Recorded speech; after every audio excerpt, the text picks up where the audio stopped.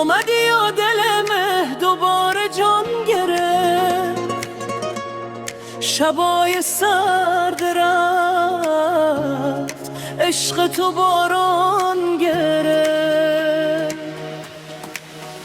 وقتی خنده میکنی دنیا چراغانی میشه، دل دیوانه‌ام باز هم قربانی میشه.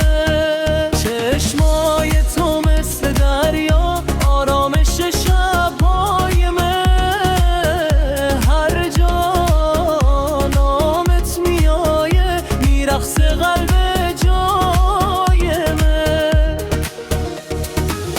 دستای تو گرمه مثل آفتاب بهار، بی تو هیچ حسی نداره این دل بیقرار. بیا نزدیکتر شو دنیا رو زیبا کنیم، امشب ره با عشق خود خاطره ها کنیم. بهار بهار تو عشق شیرین روزگار، دل مهدی تو بیقراره، بیا که قلبم دوست داره. بهار بهار صدای تو هنگ انتظار، وقتی کنار مه باشی دنیا میشه پر از بهار.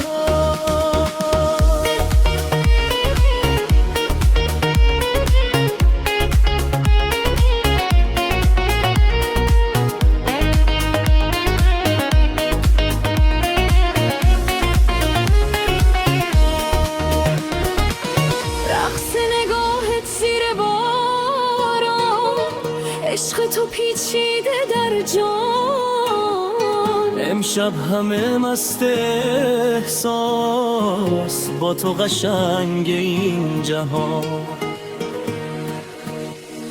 موهای تو مثل شب نرم و پر از ستاره، لبخند تو برای من حس دوباره داره.